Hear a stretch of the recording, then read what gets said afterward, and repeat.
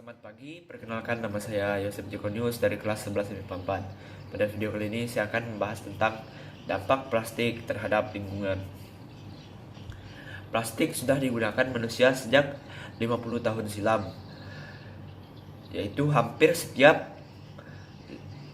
tahunnya sekitar 500 juta sampai 1 miliar plastik digunakan, atau perharinya sekitar 1 sampai 3 juta kantong plastik. Untuk membuat plastik per tahunnya diperkirakan sekitar 12 juta barrel minyak per tahun dan 14 juta pohon yang harus ditebang.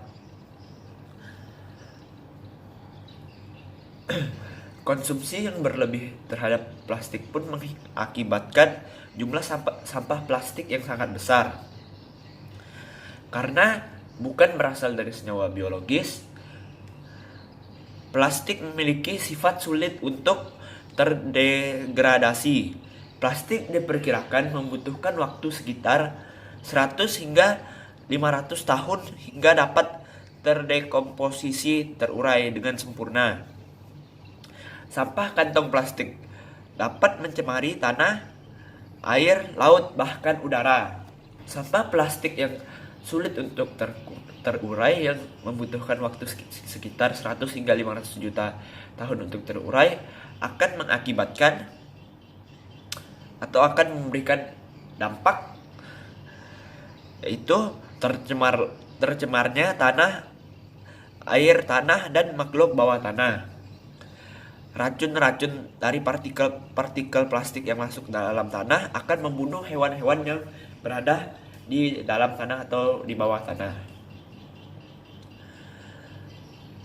Untuk menanggulangi sampah plastik, ada beberapa pihak yang mencoba untuk membakarnya.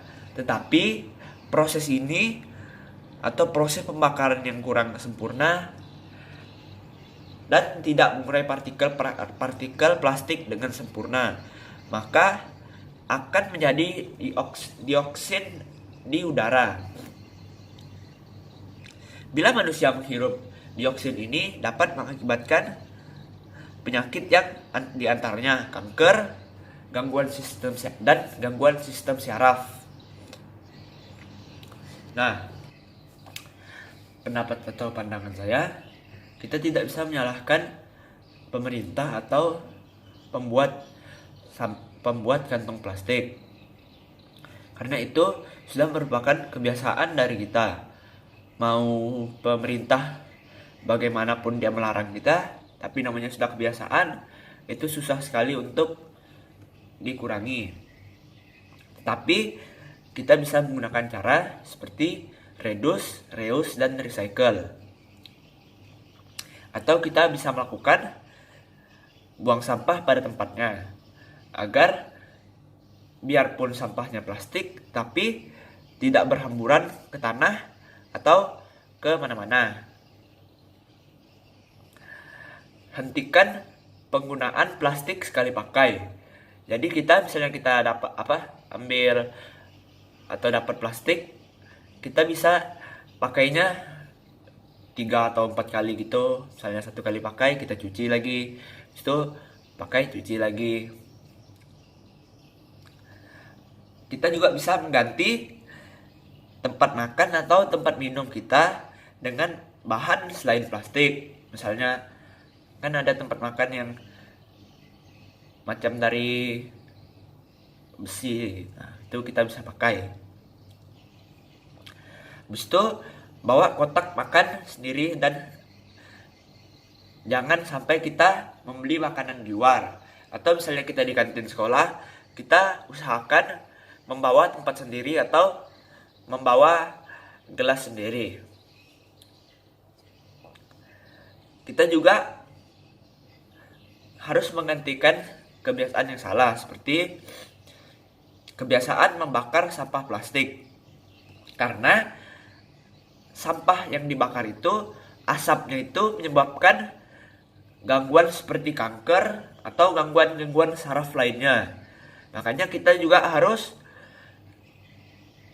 hentikan kebiasaan kita untuk membakar sampah-sampah plastik itu. Dan usahakan kita mulai sekarang bisa hidup untuk tidak tergantung pada plastik. Misalnya membawa tas sendiri atau membawa bahan-bahan selain dari plastik. Kesimpulan saya, mari kita menerapkan prinsip reduce, reuse, dan recycle itu dari diri kita sendiri.